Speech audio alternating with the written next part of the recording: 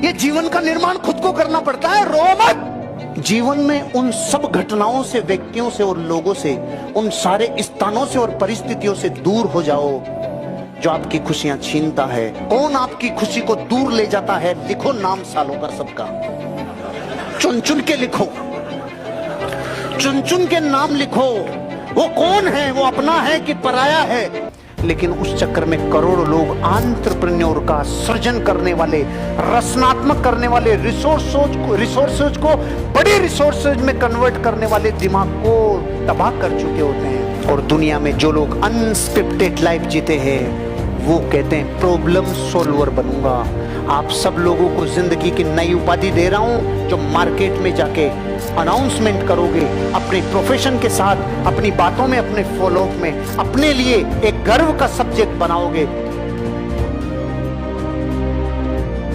आप ये तो मानते होंगे कि इस दुनिया में सब लोगों के पास दौलत बराबर है क्या? बुद्धि बराबर है क्या? सामर्थ्य बराबर है क्या? प्रज्ञा बराबर है क्या? उसके जीवन का हर हिस्से को जो उसने अचीव किया है वो बराबर नहीं है ना। तो अगर वो आउटकम बराबर नहीं है, इसका मतलब जो इनपुट था वो भी बराबर नहीं है। एक ही क्लास के 50 बच्चे 3 मेरिट आ गए, 4-5 फर्स्ट डिवीजन आ गए, बाकी थर्ड डिवीजन आ गए, नीचे वाले नीचे रह गए। ये डिफरेंस आउटकम है, ये फ्रूट्स हैं। रूट्स क्या थी? जो टीचर ने इनको दिया और इन्होंने ग्रहण करने के बाद जो रिस्पॉन्ड किया। इसका मतलब हर एक व्यक्ति जो धरती पे सफल हुआ है उसके पीछे कोई सीक्रेट है भाई, कोई तो सीक्रेट है। अरे माइक्रोसॉफ्ट के पीछे सीक्रेट है यार, फेसबुक के मालिक के पीछे, सक्सेस के पीछे सीक्रेट है। अंबानी, डालमिया, सिंघानिया, टाटाज, बिरलाज, सीक्रेट है और बताते भी हैं। लेकिन वो उन्हीं कानों तक पहुंचते हैं जिन कानों को वर्षों से प्यास होती है मुझे कुछ ऐसा पता चल जाए जो मुझे अब तक पता नहीं है। मैं कुछ ऐसा करने लग जाऊं जो मैंने अब तक किया नहीं है। मैं कुछ ऐसा जान लूं जो अब तक मैंने जाना नहीं है। यह है सफलता का रहस्य।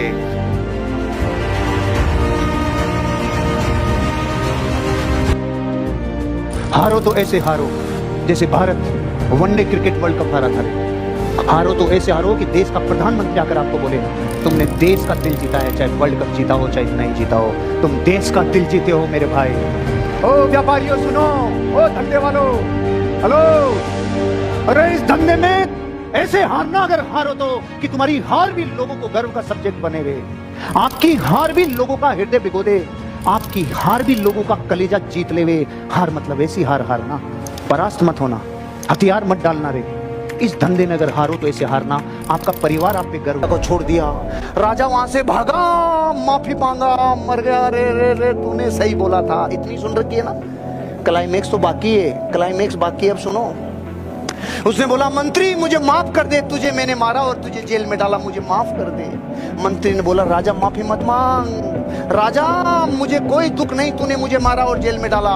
उल्टा तू अगर मुझे नहीं मारता और जेल में नहीं डालता तो मैं तेरे साथ होता, मेरा कार्यक्रम लग जाता रे। मैं तो सही रहा जो इधर था। मैं करोड़पति बनूंगा या तो एक बार बोल दो या लिख के दीवारों पे चिपका दो और दुनिया को कैसे भी बता दो।